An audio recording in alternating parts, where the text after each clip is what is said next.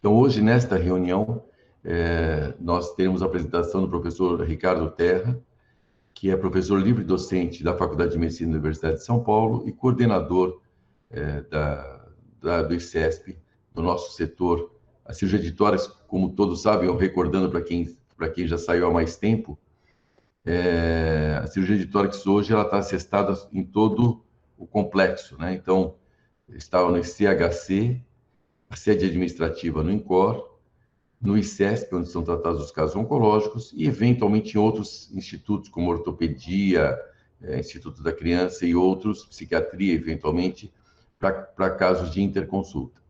Então, agradeço novamente a presença de todos e passo a palavra ao professor Ricardo Terra para a sua apresentação. Bom dia a todos. É um prazer estar aqui. Eu acho que essa reunião é uma grande oportunidade para que nós nos comuniquemos, que nós troquemos experiências e é realmente um prazer estar aqui e poder falar sobre esse tema.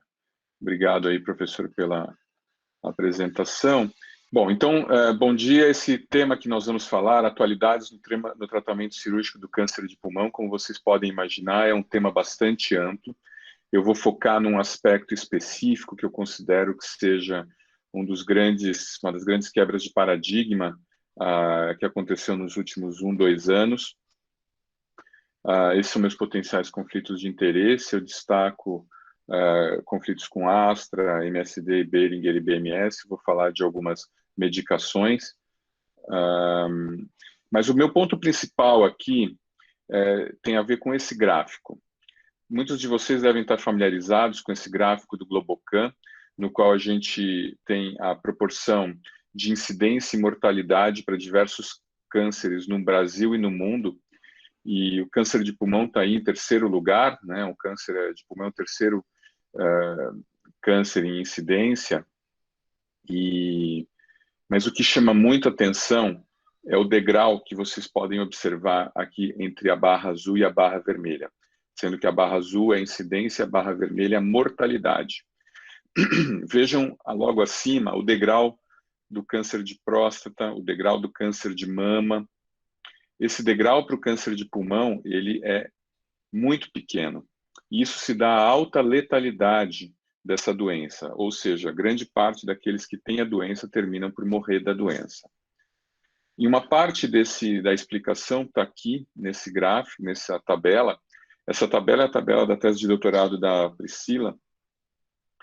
E nessa tabela, a Priscila fez uma avaliação de dados do Registro Hospitalar de Câncer do Estado de São Paulo, em que ela levantou aí mais de 8.000 pacientes do município de São Paulo que tiveram câncer no período de 2000 a 2013. E vejam a distribuição por estadio. Grande parte dos pacientes, a maior parte dos pacientes está no estadio 4, estadio avançado, que nós sabemos que é um estadio que tem um prognóstico bastante reservado. Então, esse é um dos problemas. O outro problema, a gente vê nesse gráfico. A mortalidade associada ao câncer de pulmão talvez seja pequena no estadio 1A1, mas vejam já no estadio 1B, você tem uma expectativa de vida de 68%, no 2A de 60%. Então, não só o câncer de pulmão ele é diagnosticado tardiamente, mas mesmo em fases que teoricamente seriam precoces, o prognóstico do câncer de pulmão não é bom.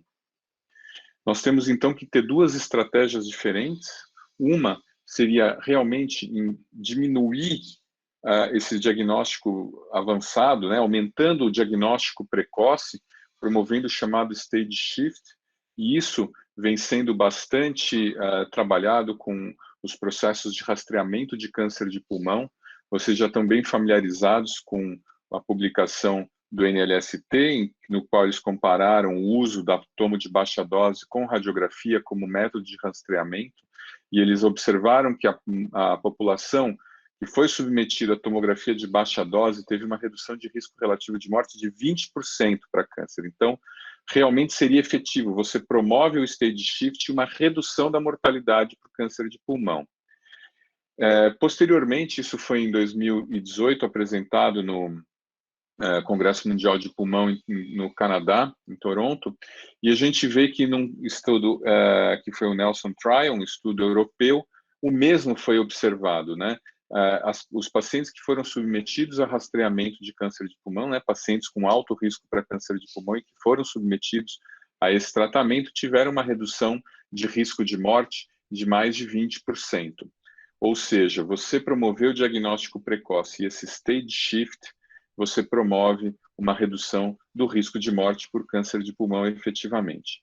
Mas a gente viu que não é só isso, né? Se você não faz o diagnóstico nessas fases muito iniciais, a gente ainda tem uma falha considerável. Então, nós estamos felizes operando um paciente com estadio 1B, mas saiba que 40% deles, praticamente, vão morrer em 5 anos por causa da doença. Isso é uma falha muito grande, é uma necessidade não atendida, e nós temos que buscar, então, estratégias para que a nossa cirurgia seja mais efetiva, quer dizer, que a gente consiga, mesmo nesses pacientes que têm a doença um pouco mais avançada, mas ainda dentro do que seria o estadio precoce, a gente consiga reduzir o risco de morte. Claro que se a gente conseguisse ser um diagnóstico super precoce em todos, seria uma solução, mas a gente sabe que isso não é viável.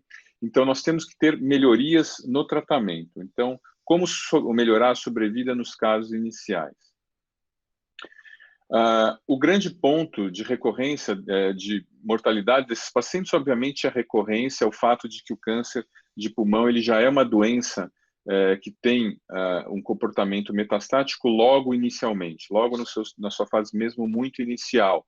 Então, o ideal seria agregarmos a esses casos algum tipo de medicação, quimioterapia, ou que seja, que pudesse tratá-los e assim reduzir o risco de morte em 5 anos, tendo tratado essa doença micrometastática que não é diagnosticada na fase inicial.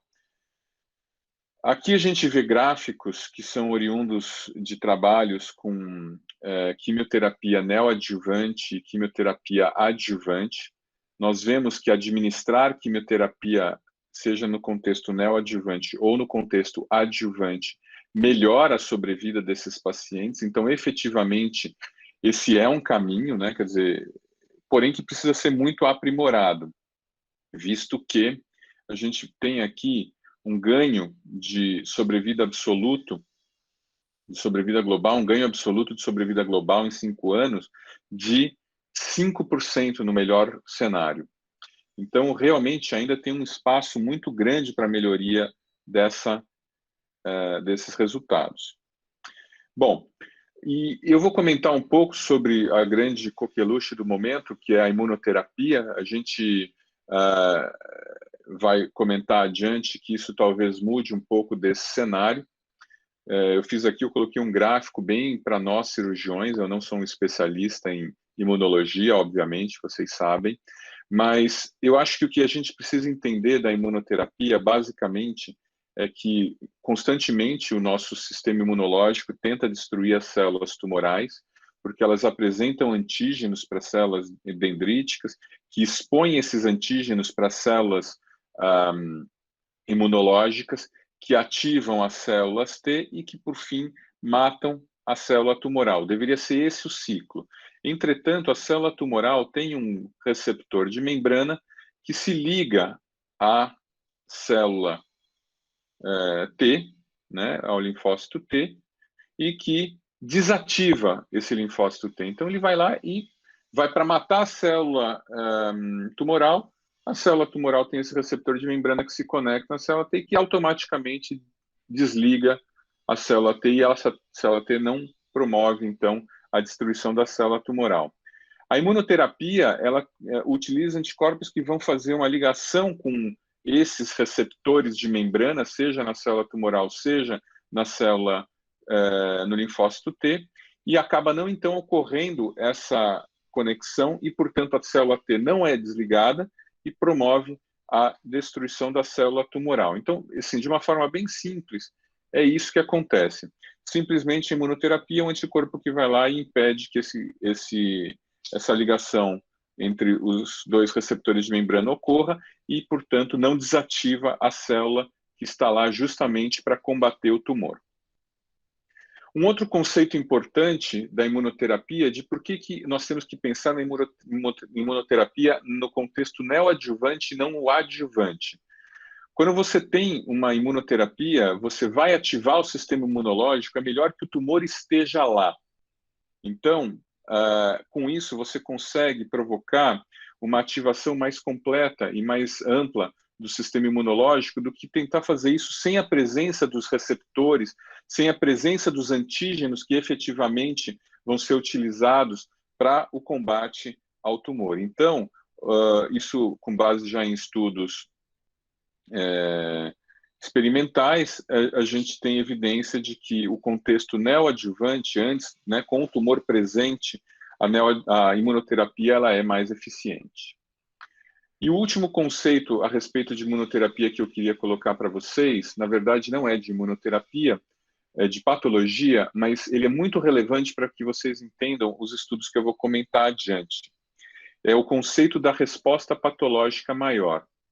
Esse estudo foi publicado no Lancet Oncology e eles avaliaram que o grau de células viáveis após um tratamento com qualquer medicação que seja, esse número de células viáveis ele está diretamente relacionado à sobrevida do paciente.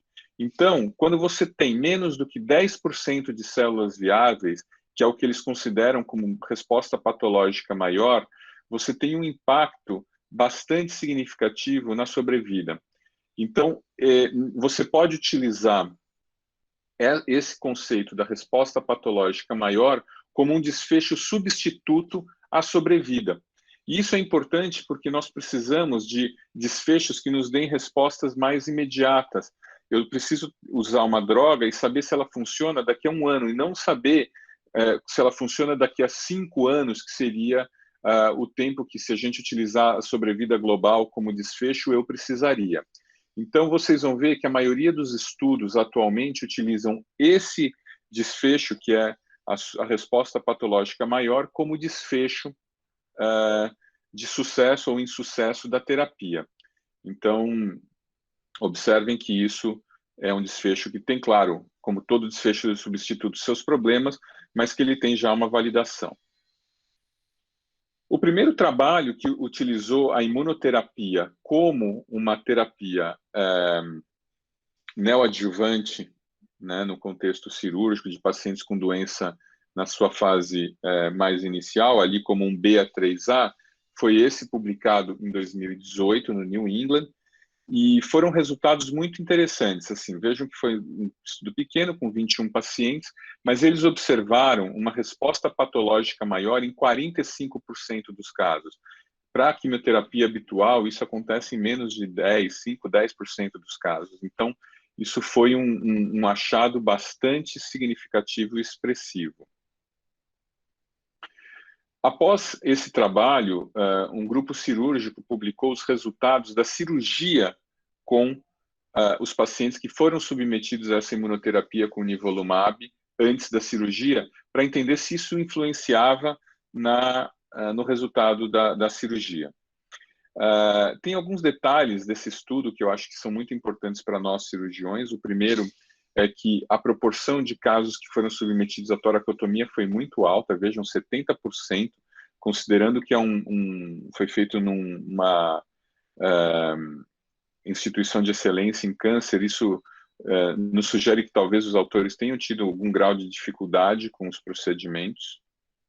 Porém, quando a gente olha os desfechos mais duros do tratamento cirúrgico, não observamos uma diferença significativa em relação à mortalidade. Vejam que foi uma mortalidade de 0 desses 21 casos, uma morbidade de 50%, sendo que a maioria foi arritmia atrial, mas isso estaria relativamente dentro do contexto dos bancos de dados americanos, que foi onde foi realizado esse estudo. Tempo cirúrgico um pouco maior do que o habitual, também já nos sugerindo que sejam cirurgias mais complexas. Mas vale lembrar que grande parte desses pacientes tinham doença estadio 3A, em que a cirurgia seria mais complexa, independentemente do uso da imunoterapia. Nós temos já alguma experiência com pacientes operados após imunoterapia. Esse aqui foi um paciente que foi operado após o uso de pembrolizumab. Vejam que era uma lesão grande. Foram 4 ciclos de pembro. E aqui foi feita uma lobectomia robótica nesse paciente, uma lobectomia superior esquerda robótica. A gente, quando entrou, já viu várias aderências, como vocês podem ver aqui. Nós tínhamos já bastante linfonodos, aqui nós estamos fazendo a ligadura do ligamento pulmonar inferior, mas vejam como as estruturas perivasculares e hilares, principalmente na fissura, elas já tinham uma aderência bastante significativa. Vejam como a fissura, apesar de teoricamente ser completa, ela tem uma aderência bastante grande, um aspecto inflamatório bastante significativo. Eu vou adiantar aqui um pouco. A gente fez aqui a dissecção já da artéria pulmonar.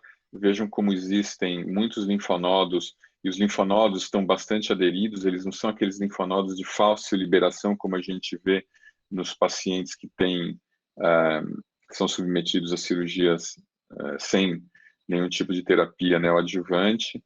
Nós, inclusive, utilizamos uma sequência diferente do nosso habitual. Nós ligamos a artéria pulmonar primeiro, depois a veia, depois o brônquio. Foi muito parecido como faríamos por vídeo, que não é a nossa conduta habitual.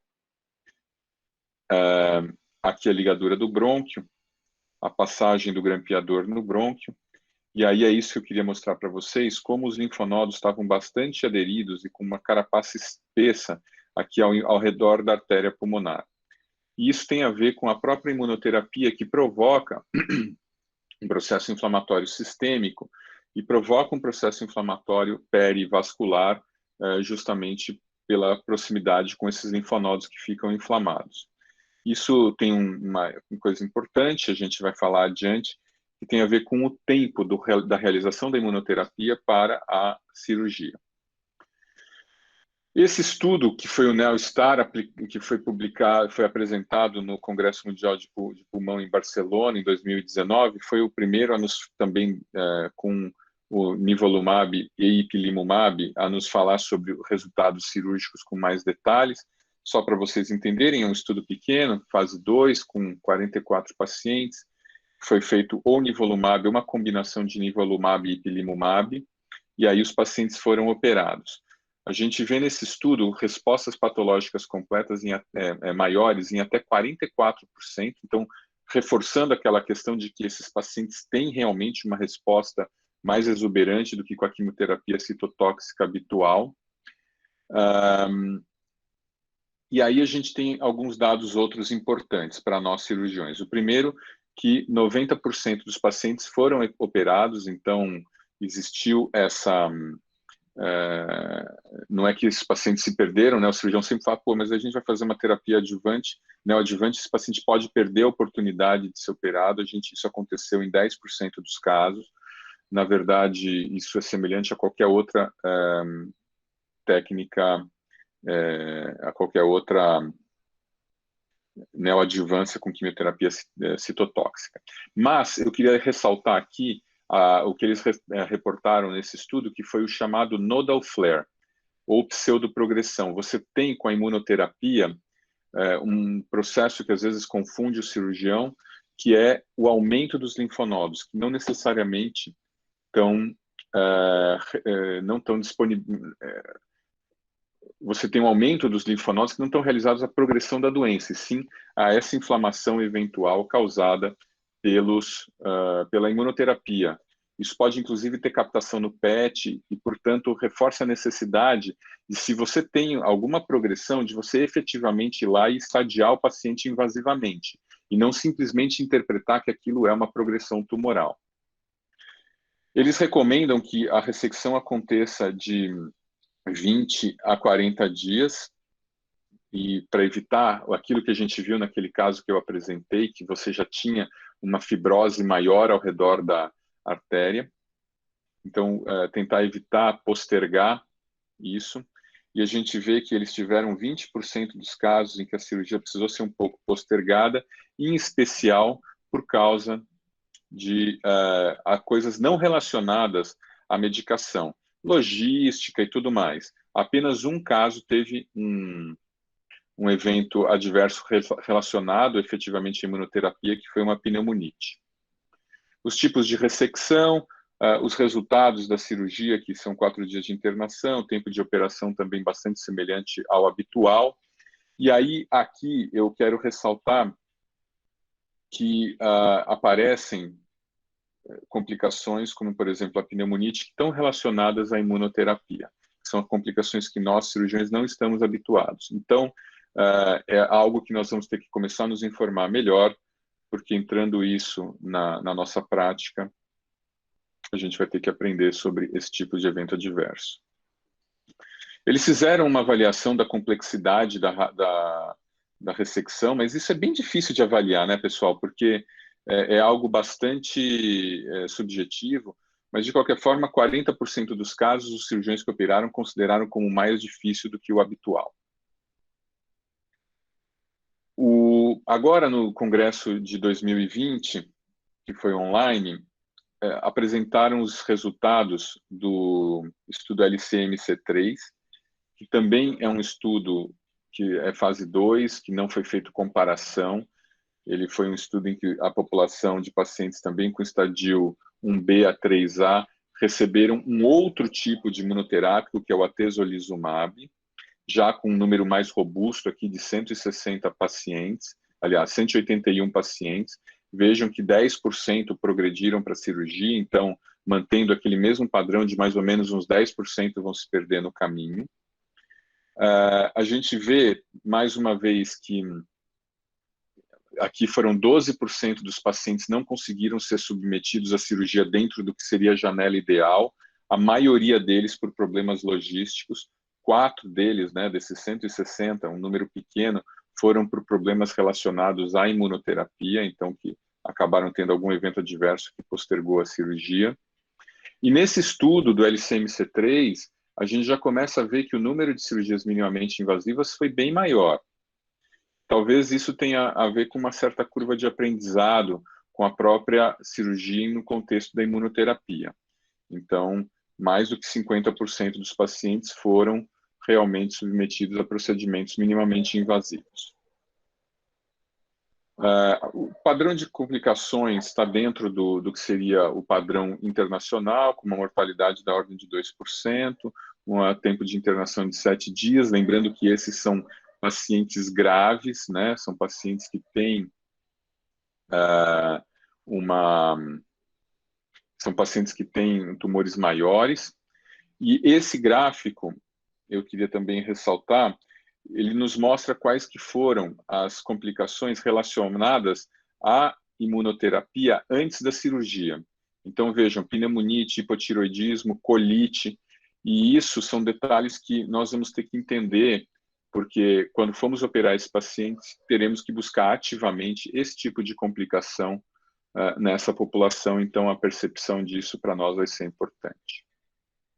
Bem, até agora eu falei da imunoterapia como terapia única, né, no contexto neoadjuvante. A semelhança do que foi observado no estadio avançado, parece que a combinação da quimioterapia citotóxica com a imunoterapia é sinérgica. Então, provavelmente, isso também seria verdade no contexto neoadjuvante. E foi isso que os autores desse estudo Nadim fizeram, isso foi publicado esse ano no Lancet Oncology. Eles deram uma combinação da quimioterapia citotóxica com o nivolumab e observaram uma taxa de resposta patológica maior de mais de 60%. Então, houve um aumento expressivo. Existem várias possibilidades, talvez você ter a quimiocitotóxica, mate célula, isso apresenta mais antígeno, isso estimula ainda mais o sistema imunológico a matar as células. Então, essa seria uma das hipóteses. A gente não vê uma diferença tão significativa em termos de eventos adversos, certo? E com o atezolizumab, que foi aquela segunda droga que eu falei, né? Eu tinha mostrado para vocês como monoterapia o nivolumab e o atezolizumab. Agora a gente teve quimioterapia mais nivolumab, estudo anterior, e esse aqui é quimioterapia mais atezolizumab, e os achados são semelhantes. A gente vê que o número de pacientes que tiveram resposta patológica maior aqui foi acima de 60%. Nesse estudo, eles falam um pouco mais sobre os resultados cirúrgicos. A gente vê que teve uma participação expressiva da cirurgia minimamente invasiva. Os resultados foram bons em termos de desfechos clínicos, como mortalidade e tempo de internação. Mas a gente ainda precisa de um pouco mais dados para entender se talvez essa combinação também não possa nos causar uma dificuldade técnica maior. Aqui é um resumo dos estudos que já estão em andamento, ou já foram publicados, mas eu acho que essa aqui é talvez a forma mais simples da gente entender como que a imunoterapia está entrando. Lembrem-se que não são estudos comparativos, a gente está falando aqui de estudos ainda fase 2, de séries de casos, no qual a gente vê que a imunoterapia, como monoterapia neoadjuvante para pacientes do estádio 1 a 3A, ela provoca uma taxa de resposta patológica maior em 23% dos pacientes. Quando isso é associado à quimioterapia, isso vai para 64%. A gente tem um número de downstage muito grande e muitos poucos pacientes progridem. Então, provavelmente, pessoal, esse vai ser o caminho. Nós estamos envolvidos no ICESP em um dos estudos grandes, que é o Empower 030, que compara, né, a quimioterapia neoadjuvante com a quimioterapia mais atezolizumab. Nós já temos alguns casos operados e portanto, é esperado que no futuro próximo isso seja incorporado. Claro, a gente precisa esperar o resultado desses trials, mas os resultados preliminares aqui já são bastante empolgantes. E para finalizar, eu queria só mencionar brevemente que isso não é só a imunoterapia que está sendo avaliada nesse contexto. A gente tem hoje inibidores de tirosina-quinase, como o osimertinib, que foram avaliados no contexto adjuvante, agora não neoadjuvante, mas adjuvante, e que mostram aqui uma taxa de sobrevida livre de doença bastante superior a quem recebeu placebo. Então, esse estudo tem várias críticas, eu não vou entrar no mérito dele agora, mas eu só queria colocar que saibam que a terapia-alvo também deve entrar nos próximos anos aí como uma alternativa. Então, é incrível, né? A gente vê que ela foi positiva em todos os subgrupos que foram analisados nesse estudo que chamou ADAURA. E para concluir, pessoal, acho que o que eu queria atualizar todo mundo é que a imunoterapia neoadjuvante ela parece muito promissora. A gente não tem ensaios clínicos randomizados ainda, mas a gente vê que ela é muito promissora para melhorar a mortalidade de pacientes com câncer de pulmão estadio 1B, 3A, que isso é uma necessidade para nós cirurgiões.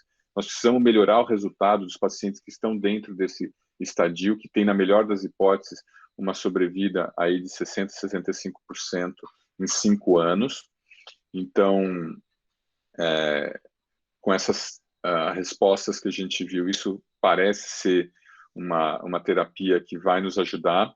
Entretanto, isso tem impacto para nós em vários aspectos e que necessita que nós nos eduquemos mais a respeito do assunto. Primeiro, acho que apesar de não ter nenhuma diferença em termos de desfecho clínico, né, a gente viu mortalidade, morbidade, a gente vê que os estudos nos sugerem que existe um aumento de complexidade da cirurgia, existe uma curva de aprendizado com isso. Pela nossa experiência pessoal no ICESP, em outros lugares, com a imunoterapia neoadjuvante, realmente aumenta o grau de fibrose hilar e de aderências. A segunda coisa é que nós vamos ter que ficar muito atentos à questão do nodal flare, né, que é essa pseudoprogressão linfonodal, eles aumentam e ficam positivos no PET, mas isso tem a ver com a própria resposta imunológica dos pacientes. Então, se vocês observarem isso pode acontecer em 10% dos casos, segundo o NeoStar. Vocês devem pensar sempre em reestadiamento e não interpretar como uma progressão. entender que nós vamos ver novos eventos adversos, então, antes de operar, nós vamos ter que reavaliar, provavelmente, o paciente do ponto de vista pulmonar, para ver se não desenvolveu pneumonites, as tiroidites e tudo mais, porque são eventos adversos que nós habitualmente não vemos com os outros quimioterápicos citotóxicos. A questão logística tem que ser tratada, visto que o ideal é que seja a cirurgia realizada no intervalo de 3 a 4 semanas após a imunoterapia. E que fiquemos tranquilos que 90% dos pacientes vão seguir para a cirurgia. Então, não é que nós vamos operar só uma fração dos pacientes se a gente optar por isso. E, finalizando, a terapia-alvo, com melhores medicações, provavelmente vai seguir esse caminho que a gente está vendo aqui com a imunoterapia. E com isso eu encerro e acho que a gente pode seguir para perguntas e para o caso clínico. Obrigado a todos. Poderia mostrar o caso clínico e voltar para perguntas aí, porque já soma as duas coisas ao final. Quem que vai apresentar o caso clínico? Eu, professor. Tá bom. Parabéns, Terra. Parabéns, Terra. Ótima apresentação. Foi bem clara, bem objetiva, muito boa. Podemos apresentar o caso e aí espero que tenha tempo para a gente voltar para juntar as perguntas nas duas coisas. Bom dia a todos. Meu nome é Patrício, sou RI4 da ciência torácica. Vou apresentar um caso clínico relacionado ao tema apresentado. A paciente tem 62 anos, feminina, tem um antecedente de lúpus desde os 50 anos, paciente tabagista, carga tabágica de 50 anos maço, tem uma história de ter realizado um raio-x de tórax de rotina na UBS devido ao tabagismo, com um achado de uma lesão no pulmão, pelo que foi feita uma tomografia de tórax, com laudo de nódulo especulado de quase 3 centímetros no segmento superior do lobo inferior à direita. Com o resultado, foi encaminhado para a cirurgia torácica do HC. Na tomografia de tórax, que a gente está passando o vídeo aqui, a gente pode observar a presença de uma linfonodomegalia, que vai na cadeia 7 e na transição da cadeia 8, além de apresentar uma massa mencionada de 3 centímetros no lobo inferior à direita. Essa massa é especulada é irregular, o resto do pulmão sem alterações nenhumas.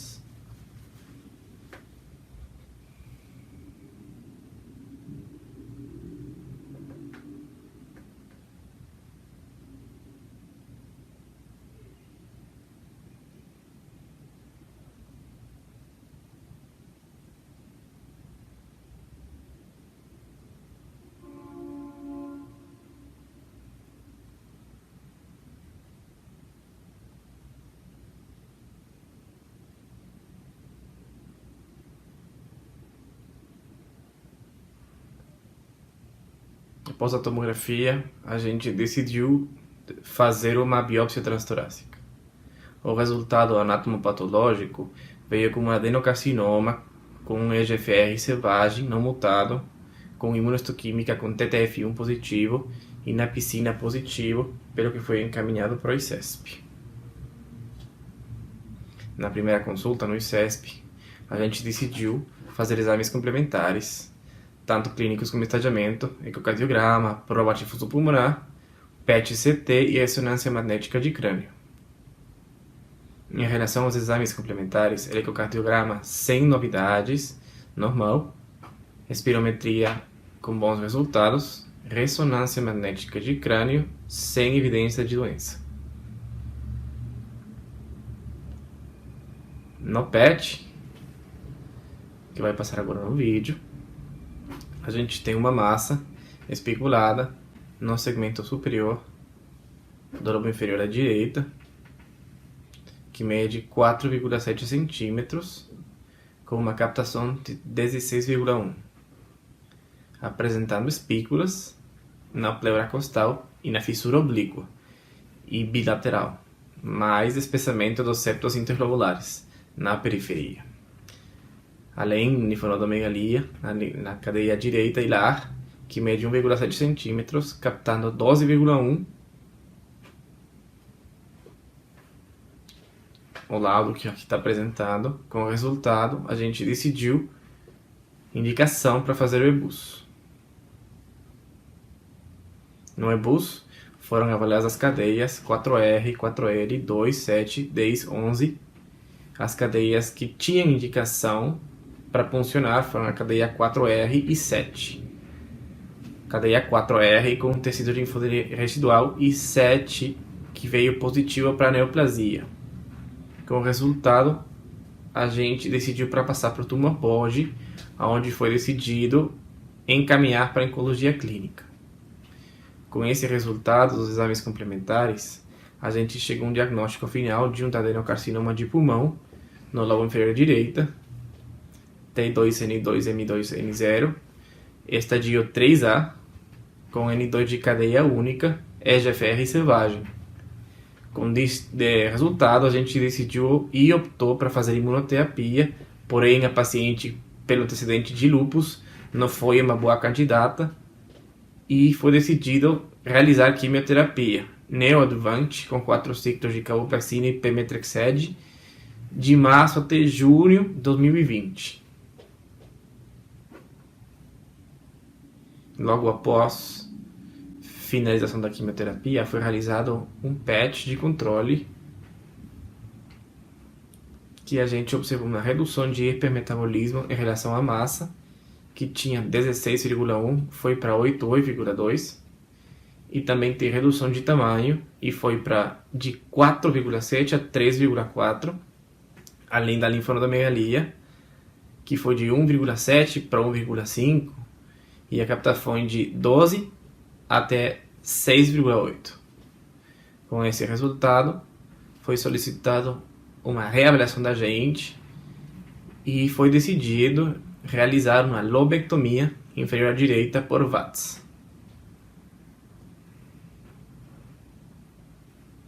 Aqui a gente trouxe um vídeo da cirurgia com os pontos de maior dificuldades técnicas após a neoadjuvante, mencionado já. A gente pode observar aqui que após a neoadjuvância, os tecidos ficam bem fibróticos, muito adenidos entre eles, muito sangrantes mesmo, com dificuldade maior em relação com casos que não receberam neoadjuvância. A gente está dissecando aqui, bem perto da veia do lobo inferior à direita. Dá para ver que tem ainda muito sangramento, muita fibrose. A gente aqui ainda abrindo a brela posterior.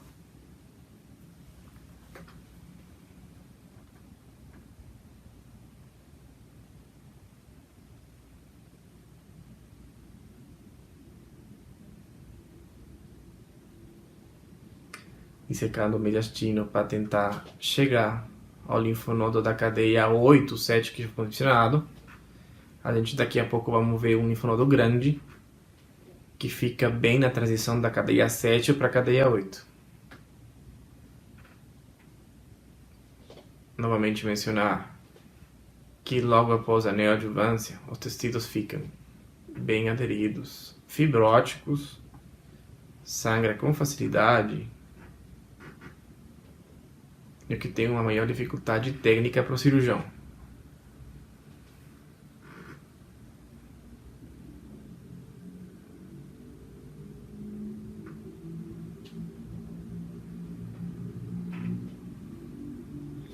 Aqui a dissecção do linfonodo. A gente observa que tem várias fibrose e o linfonodo grande mesmo.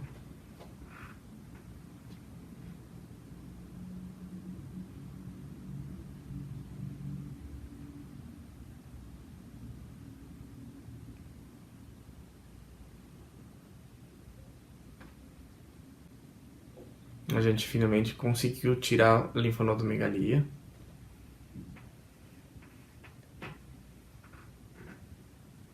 A gente aqui também está tirando o linfonodo da cadeia 11, com o mesmo resultado, muito aderido, sangrante, fibrótico.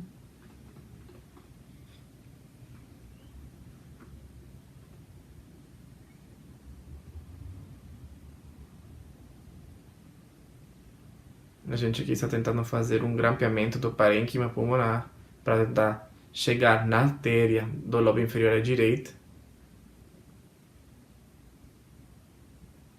Vamos tentar ter uma melhor exposição.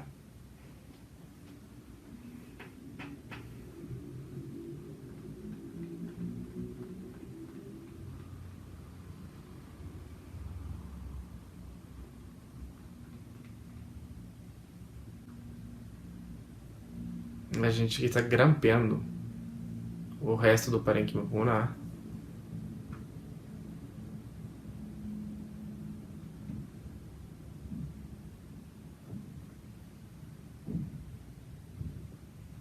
E agora estamos passando um grampo na artéria do lobo inferior à direita,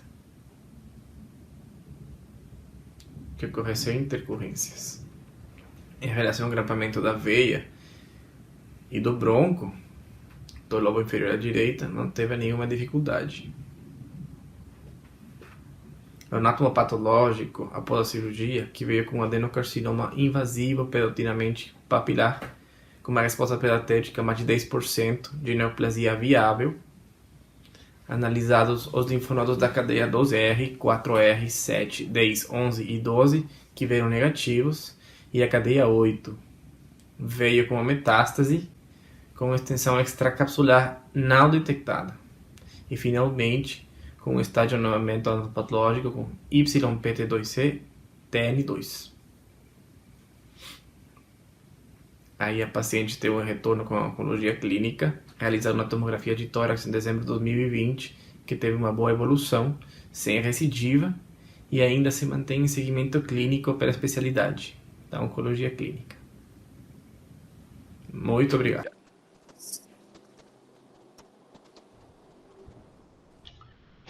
Parabéns também pela apresentação, também bem boa, um caso muito interessante. Acho que a palavra está aberta tanto para perguntas em relação à aula, quanto em relação ao caso. Na verdade, em parte são complementares, né? Quem quiser se manifestar, por favor. Terra, só uma pergunta. Você não incluiu na sua aula, mas eu acho que valeria a pena você dar um contexto também, e que eu sou entusiasta da neoadjuvância e cada vez a gente assiste e fica mais entusiasmado com esta técnica. Inclusive, a última paciente que nós entramos juntos, que você nos ajudou, a resposta patológica veio absolutamente completa, nem se encontrou neoplasia. Eu queria que você desse uma pincelada. Alguns protocolos incluem a radioterapia. Você não mencionou isso na sua aula. Você tem algum comentário sobre isso? A radioterapia, Ribas, essa é uma boa pergunta. Obrigado. A radioterapia, ela parece ter um efeito, eles chamam de efeito abscopal.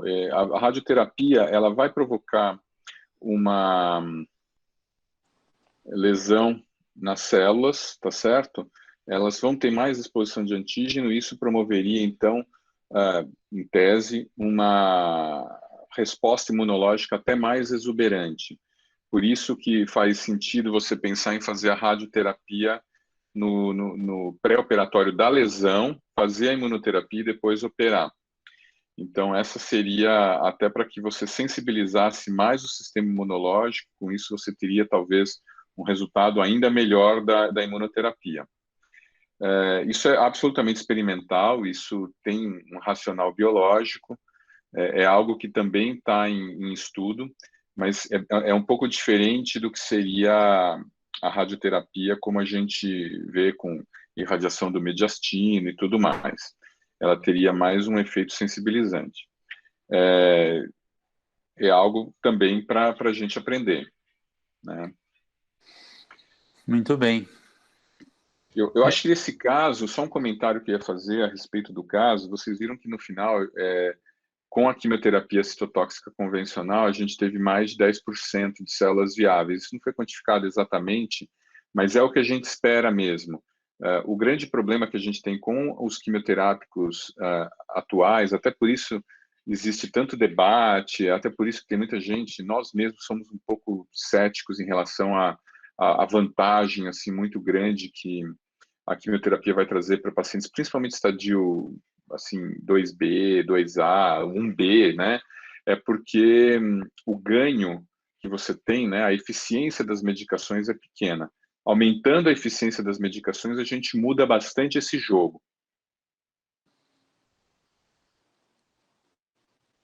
Você notou alguma diferença em relação... Porque a quimioterapia neoadjuvante já existe há muito tempo e teve uma grande discussão no início aqui, talvez por aprendizado, talvez por citotóxico, isso é uma coisa antiga, acabou tendo uma mortalidade que não foi pequena antes da operação, quer dizer, acabou muitos doentes não indo para a operação, e dos que foram para a operação, teve um primeiro trauma imediato da questão da cirurgia ficar muito mais complexa e muito mais sangrante e tal. Hoje, a coisa mais ou menos, acho que teve aprendizado dos dois lados, e a coisa está mais ou menos estável em relação a isso. Agora, em relação a químio versus imunoterapia e dificuldade técnica, você nota alguma diferença entre a dificuldade técnica de uma e de outra, ou são semelhantes? Para o cirurgião. Essa é uma boa pergunta. Em relação ao que, assim, a minha experiência, vou falar com experiência pessoal primeiro. Eu tenho, acho que, 4 casos operados pós-imunoterapia, então é uma experiência ainda bastante limitada. O pós-quimioterapia tenho muito mais. A gente já teve casos pós-quimioterapia que foram bem complexos, assim, e casos que foram absolutamente assim, convencionais. Então, existe uma variabilidade grande. Os casos da imunoterapia, 2 deles foram bem mais complexos do que o habitual por fibrose e tudo mais. Porém, eu acho que existe também essa questão da curva de aprendizado. O timing da cirurgia é uma coisa relevante, o tamanho do tumor, e a cirurgia já era difícil antes, ela fica um pouco mais difícil, só que aí, se já era difícil, fica mais difícil, aí fica muito difícil e chama mais atenção. Então, a verdade é que, assim, do meu ponto de vista, muda um pouco, mas nada muito significativo. A literatura coloca que, do ponto de vista de desfecho clínico, é igual, pelo menos em séries de casos. A gente vai ter que ver depois aí com os ensaios randomizados.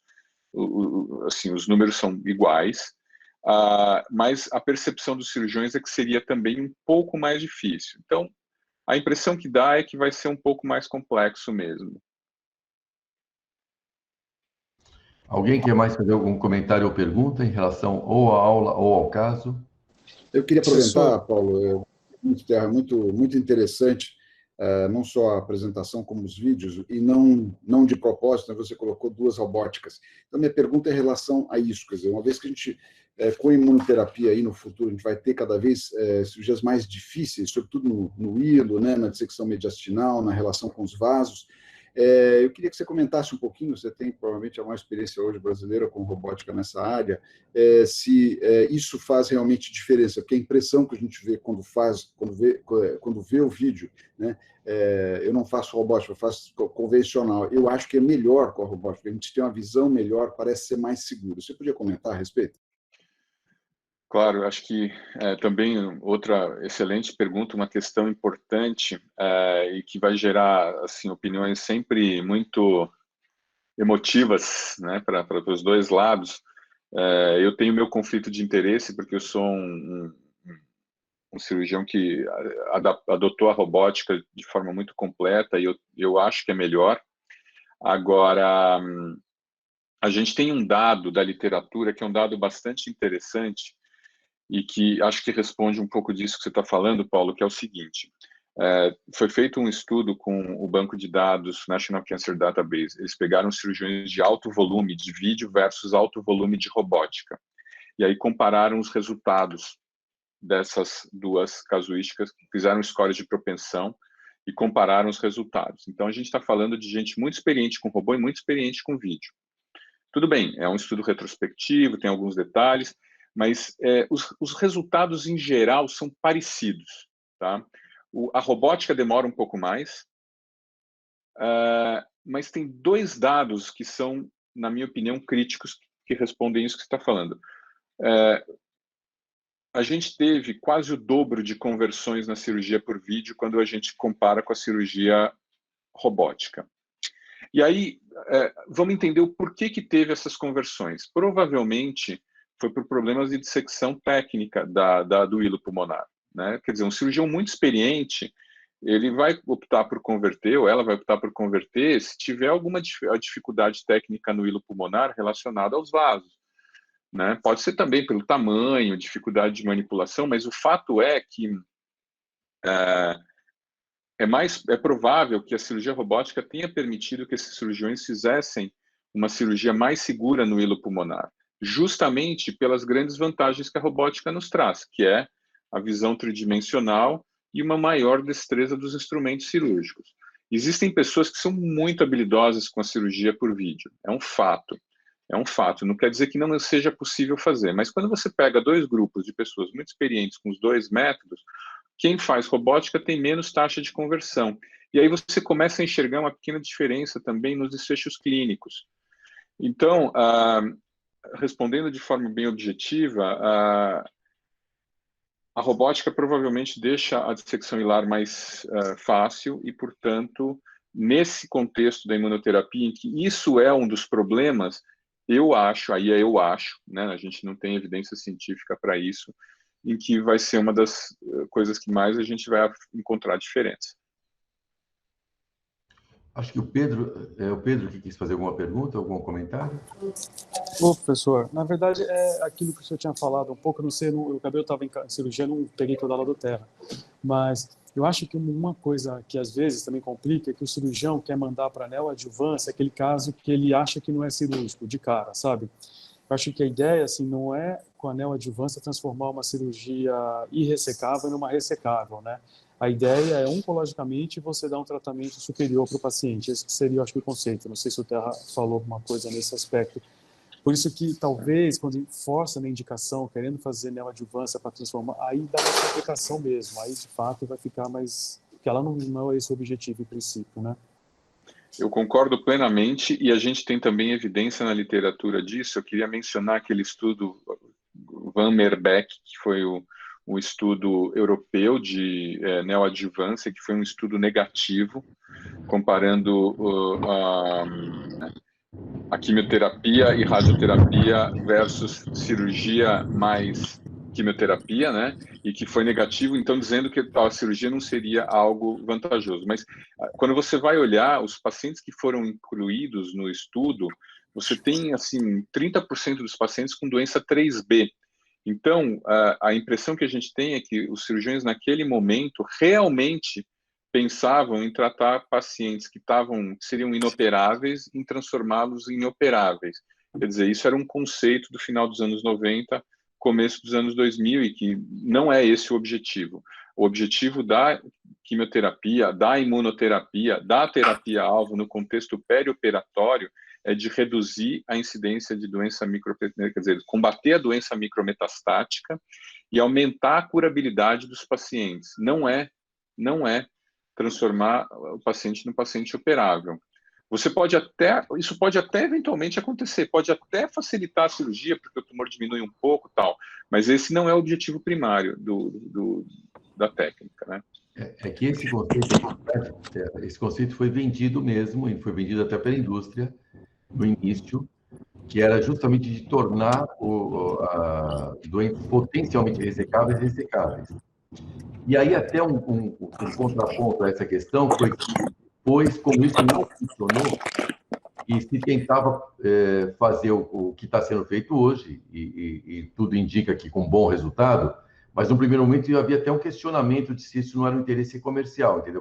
Tendo em vista que não funciona nos casos complexos, quem sabe funciona nos casos simples, ou pelo menos não atrapalha os casos simples. Porque como as drogas não são baratas, a gente sempre tem um pouco de receio de quanto isso não era tortura de números. Hoje, a coisa andou mais, em especial com a imunoterapia, parece realmente um campo promissor e parece um campo que tem mostrado diferença consistente. Mas durante um bom tempo eles tiveram dificuldade em mostrar essa diferença e muitas vezes a gente ficava na dúvida quanto que aquilo era real e quanto que era interesse comercial. Eu estou vendo que tem várias pessoas querendo se manifestar, mas nós temos um problema. Nós estamos com 8, falta 3 minutos. Então, a gente vai ter que fechar a reunião. Se alguém mais quiser se manifestar, uma pergunta e vai terminar. O Paulo, é Federico. Posso fazer um comentário rápido? Pode falar, por favor. Olá, bom dia para todos. Terra, parabéns pelas apresentações do grupo, do vídeo. Realmente fiquei bem surpreso com os dados de resposta com imuno e quando associado imuno e quimioterapia, né? Considerando que os esquemas quimioterápicos citotóxicos são os mesmos praticamente que usados há mais tempo, né? Mas destacando aí o papel da imunoterapia nesse perfil de pacientes para diminuir a chance de evolução e tratar as micrometástases, né? E como há uma necessidade do cirurgião se envolver nessa discussão toda, adquirir conhecimentos, né, para um grupo que já está ligado no Centro de Oncologia Clínica de Excelência, isso é algo natural, mas mesmo para os cirurgiões que não participam desses grupos de discussão, essa busca de conhecimento, porque vai ser a nossa rotina, eu acredito em breve, né? E até considerando a sua conclusão, onde você disse que isso não mudará a indicação dos procedimentos cirúrgicos. Nós vamos continuar operando os pacientes apesar da imunoterapia, apesar da quimioterapia, né? Então, só apenas para destacar esse papel da imunoterapia sinérgica, como você bem comentou. Okay? Obrigado e parabéns pelas apresentações. Obrigado, então. Obrigado a todos. Nós estamos no horário. A reunião foi ótima, foi muito produtiva, foi bem muito. E obrigado a todos pela participação. Até a próxima reunião aberta. Um abraço a todos. Obrigado, pessoal. Até lá.